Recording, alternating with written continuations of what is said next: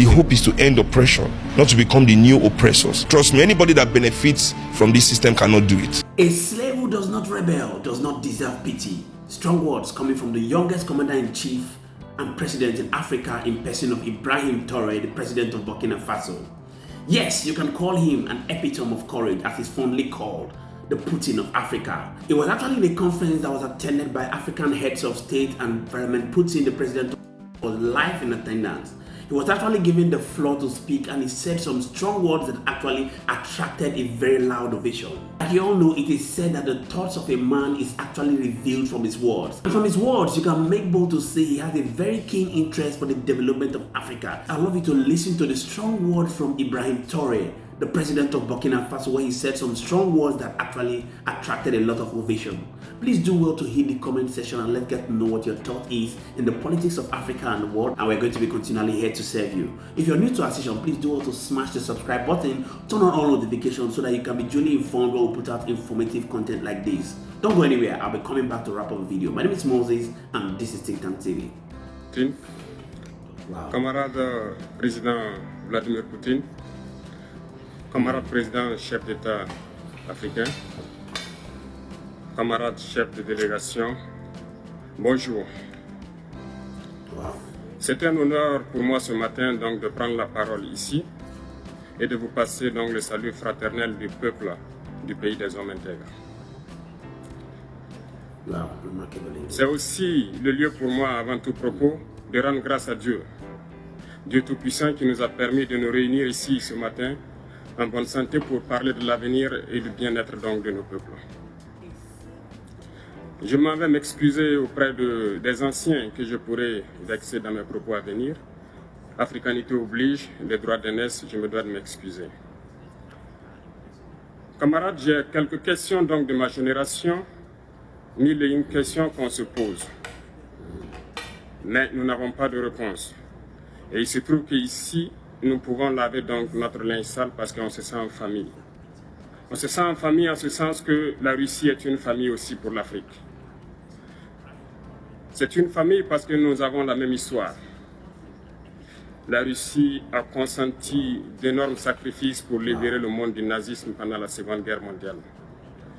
Les peuples africains, nos grands-pères, ont été déportés de force aussi pour aider l'Europe à se débarrasser du nazisme. Nous partageons la même histoire en ce sens que nous sommes les peuples oubliés du monde. Qu'ils soient dans les livres d'histoire, dans les documentaires ou films, on tend donc à balayer le rôle prépondérant qu'a joué la Russie et de l'Afrique dans cette lutte contre le nazisme. Nous sommes ensemble parce que actuellement nous sommes là pour parler de l'avenir de nos peuples, de ce qui va advenir demain, de ce monde libre auquel nous aspirons, de ce monde sans ingérence dans nos affaires internes. Nous avons les mêmes perspectives et je souhaite que ce sommet soit l'occasion donc de pouvoir tisser de très bonnes relations en vue d'un meilleur avenir de nos peuples. Les questions que mes générations se posent sont les suivantes, si je peux me résumer. C'est de ne pas comprendre comment l'Afrique, avec tant de richesses sur notre sol, avec une nature généreuse, de l'eau, du soleil en abondance, l'Afrique est aujourd'hui le continent le plus pauvre. L'Afrique est un continent affamé. Et comment se fait-il que les chefs d'État traversent donc le monde à mendier? Voici des questions que nous nous posons et que nous n'avons pas de réponse jusque-là. Nous avons l'occasion de tisser de nouvelles relations. Et j'espère que ces relations puissent être les meilleures pour donner un meilleur avenir à nos peuples. Ma génération me charge aussi de dire que, par ce fait de pauvreté, ils sont obligés de traverser l'océan pour essayer de rallier l'Europe. Ils meurent dans l'océan. Mais que prochainement, ils n'iront pas traverser parce qu'ils viendront devant nos palais pour chercher leur pitance quotidienne. Pour ce qui concerne le Burkina Faso, aujourd'hui nous sommes confrontés depuis plus de 8 ans à la forme de manifestation la plus barbare, la plus violente du néocolonialisme, de l'impérialisme. L'esclavage qu'on tend encore à nous imposer.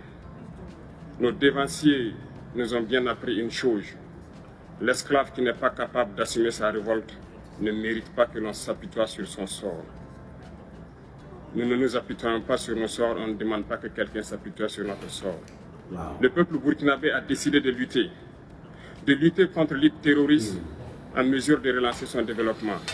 Dans cette lutte, des vaillants peuples, des vaillantes populations se sont engagées à prendre les armes face au terrorisme. Ceux que nous avons affectueusement appelés les VDP, des volontaires. Nous sommes surpris de voir les impérialistes traiter ces VDP de milices et de tout type. C'est décevant. Parce qu'en Europe, lorsque des peuples prennent les armes pour défendre leur patrie, on les traite de patriotes. Nos grands-pères ont été déportés pour sauver l'Europe.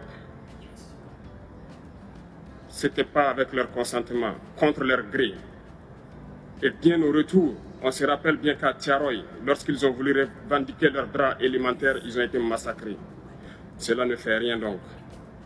Lorsque nous, peuple, nous décidons de nous défendre, on nous traite de milices. Mais là n'est pas le problème. Ce qui est le problème, c'est de voir des chefs d'État africains qui n'apportent rien à ces peuples qui se battent, mais qui chantent la même chose que les impérialistes en nous traitant de milices, en nous traitant donc d'hommes qui ne respectent pas les droits de l'homme. De quels droits de l'homme parle-t-on? Nous nous offusquons contre cela et c'est honteux. Il faut que nous, chefs d'État africains, nous arrêtons de nous comporter donc en marionnettes qui dansent à chaque fois que les impérialistes tirent sur les ficelles. Hier, le président Vladimir Poutine a annoncé donc l'envoi de céréales en Afrique. Nous sommes bien contents. Nous lui disons merci pour cela. Mais aussi, c'est un message passé à nous, chefs d'État africains, parce qu'au prochain forum, nous ne devrons pas venir ici sans avoir assuré, pour ceux qui ne connaissent pas la guerre, l'autosuffisance alimentaire de nos peuples. Nous devons prendre l'expérience de ceux qui ont pu déjà atteindre cela en Afrique, tisser de bonnes relations ici et tisser de meilleures relations avec la Fédération de Russie pour pouvoir assouvir les besoins de nos populations. Je ne serai pas peut-être long, le temps imparti est très court. Nous sommes obligés de nous arrêter à un moment donné. Mais je voudrais terminer en disant que nous devons donc rendre hommage à nos peuples qui se battent. Gloire à nos peuples, dignité à nos peuples, victoire à nos peuples. La patrie ou la mort, nous vaincrons. Merci, camarades. I hope you can read the message between the lines, but what I was able to deduce from this whole message is that if Africa truly wants freedom, she must be willing to come all out, burn her bridges and take the bull by the horn. Because Africa truly have the resources that can cater for Africans. Do you want to hit the comment section? Let's get to know what your thought is about the current happenings in the political sector of Africa. Give us a like as a means of courtesy to the creators of this content, and we're going to be continually here to serve you. My name is Moses and this is Think Tank TV. See you in our next video. Bye for now.